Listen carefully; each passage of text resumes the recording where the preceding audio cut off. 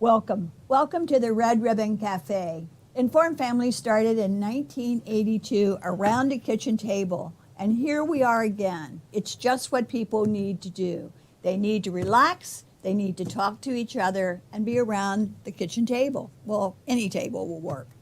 The topic we're going to touch on today is what is it like to be a student in today's school, in today's world?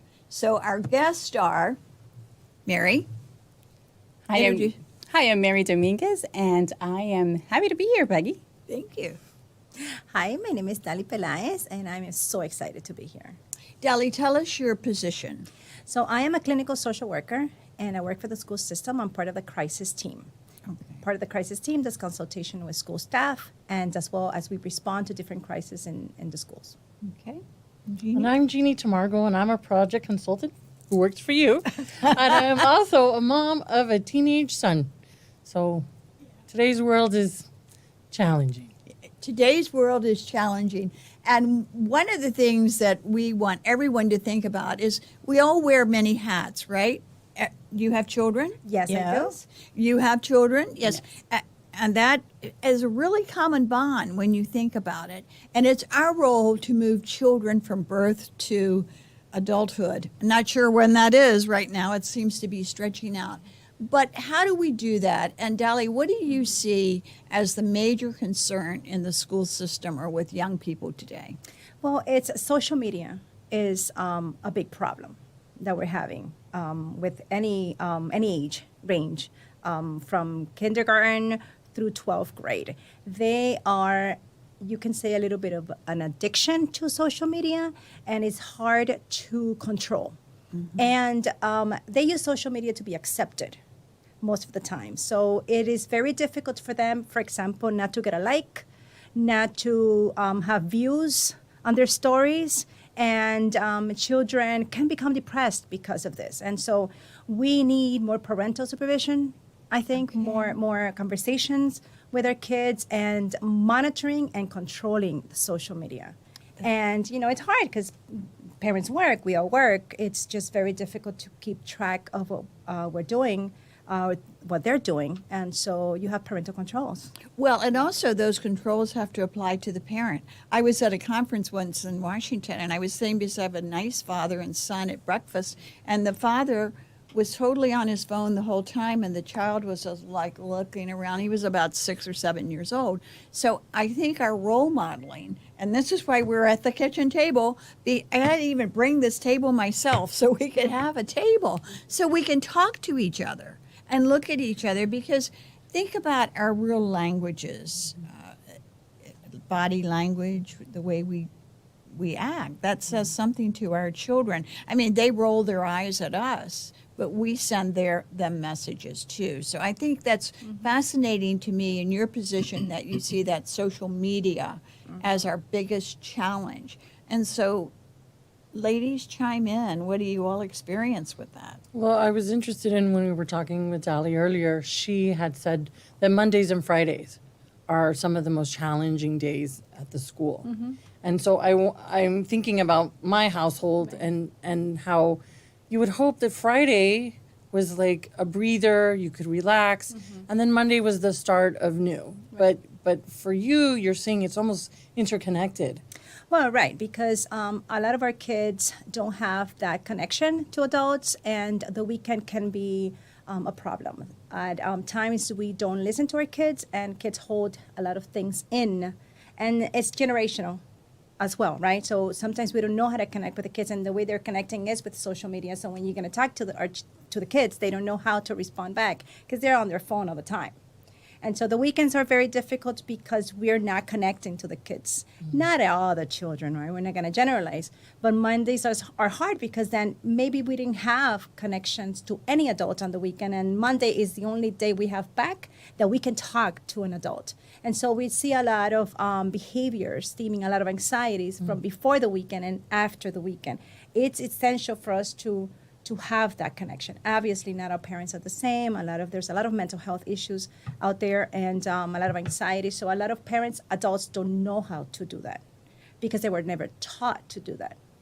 You know, one of the things I see when I talk about from 82 to today, something that I don't see as much as I did in 82 is faith-based community.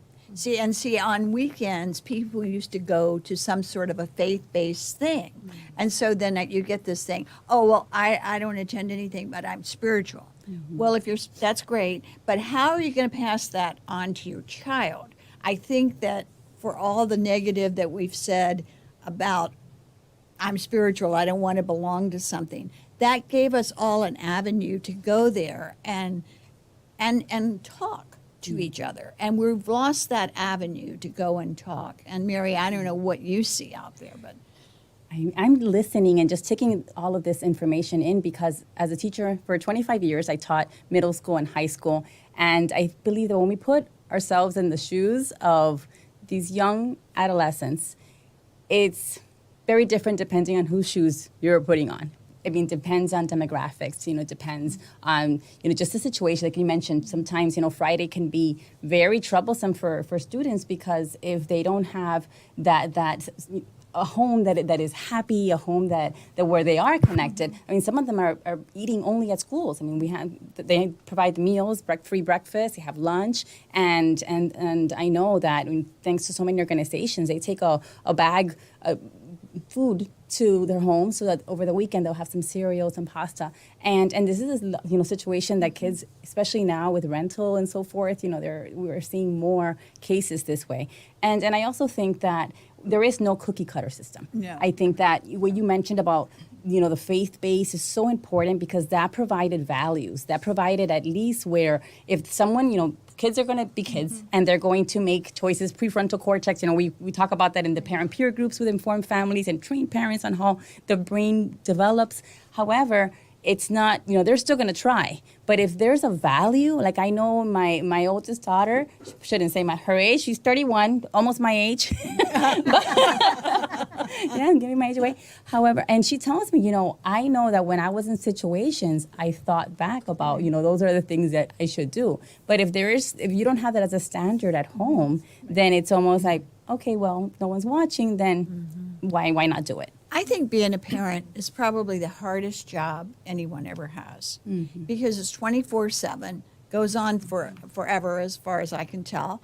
And not having a partner, being a single parent is definitely harder than being a couple because when you're a couple, you can tag team. I've had it. You're it. Go in there and do whatever you're going to do with these children.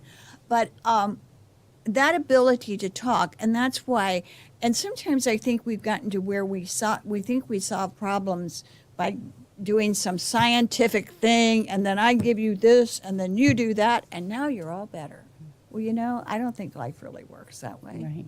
Right. It's every day. We all go in and out of good mental health, and we have a mood chart that we're going to share with people because one of the big tricks is don't act when you're in a low mood, right?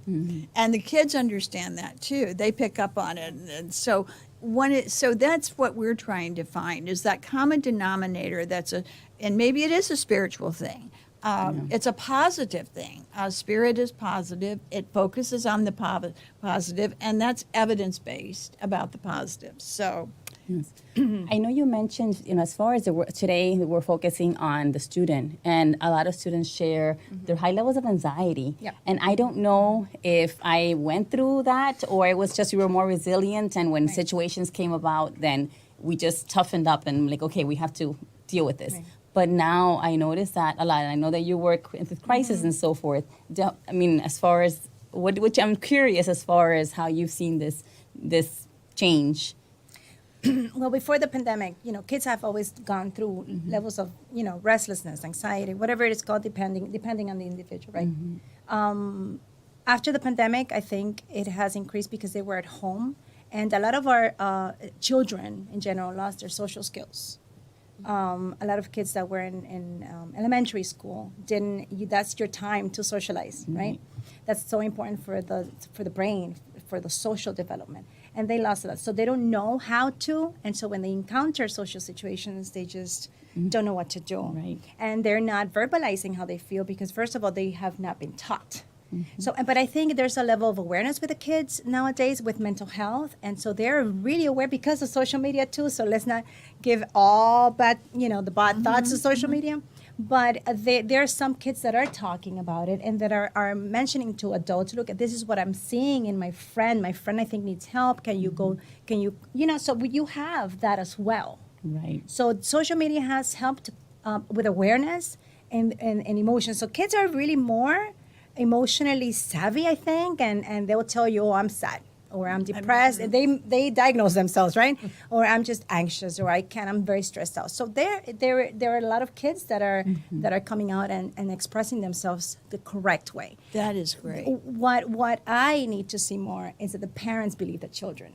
So they need to validate what children are feeling. And I think as adults, we minimize those emotions and we tend not to pay attention to it. Oh, they're kids, they're just kids. No, they have emotions. Right. They have anxieties and it could be serious. So the fact that there's help out there, it's extremely important. First to validate and to see it as important. Well, That's key. I love that because that's why we do Family Day. And the biggest thing that we teach, I think, in Family Day is we ask the parents and the children, what's the best thing that happened to you today and what's the worst? And parents need to learn to be able to say to their children, I've had a bad day. This is what happened to me. Life isn't perfect. And so if the parents aren't sort of honest and open, then the children can't be.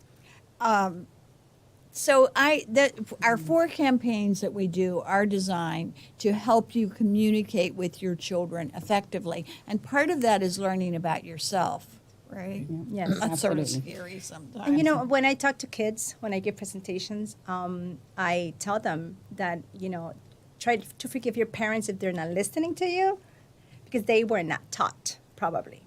And so that's extremely important because then they're a little bit understanding, you're being learned, you've been taught to express yourselves, but your parent might have not have learned. And I think that decreases a little bit of their anger towards not being heard. And that's the key. I think that's the message. That's the message that I want to, expand on. And I also like to invite children, especially when we do presentations as well in the classrooms and auditoriums. And it's interesting how I would ask them, how many of you eat with your parents? And we get maybe a handful of kids that raise their hands, and then you have the ones that because they rather eat in the rooms or they rather eat somewhere in the house in different times. Parents work different schedules, but one thing that I always encourage is everyone's different. So I think that we have to create a schedule. Create a schedule where at least during the week or so forth, pick a day. Whether it's Sunday, not just Thanksgiving, but a Sunday, Saturday. Wednesday, whatever it is, and say that we're going to make it happen. This is, and I think it's just getting them into a new habit. This is a day that we would pull phones down and let's talk. And not only that, give the children some jobs to do. They're great at being a sous chef and chopping stuff up and participating. I think sometimes parents tend to take everything on their own shoulders as opposed, a family is a group of people working together to help each other. Right. Now, you think about the age range within a family. It can be from 0 to 100.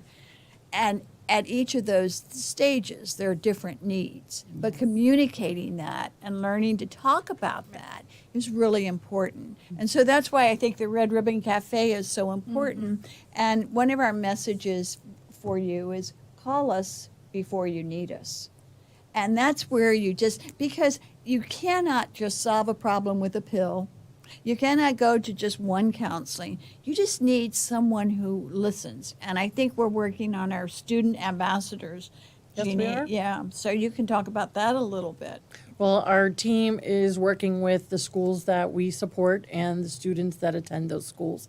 And we want to be able to empower these kids, the kids that can become ours, that we work with, to understand our message, but go forward and share that message with other people.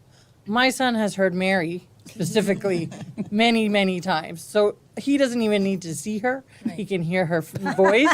And he's like, that's Mery. That's Mery. But then he can also say what she says. So I'm like, that means that kids are listening. They are They are listening. They may not know how to put it in a way Correct. that makes sense to everybody, but when we do our presentations, when we're at the schools, when we're hosting events, people come to our tables and want to know, what is it that you do?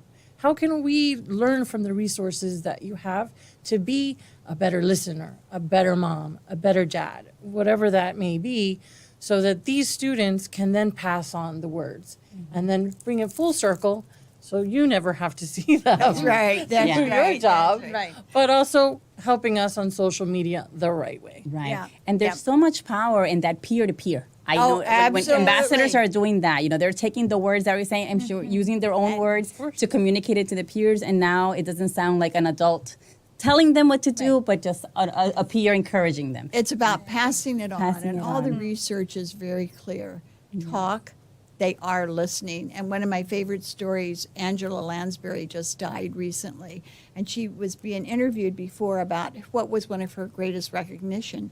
And she said, I was in a grocery store, and some little boy, and I was talking to my family, and some little boy says to his mom, oh, look, Mom, I hear Miss Up. Our teapot, they hear you. So I think sometimes we don't realize. Yes. Talk, listen, they hear you, and we want to hear you. We want you to be part of Informed Families. Call us before you need us. That's our line. Thank you for watching.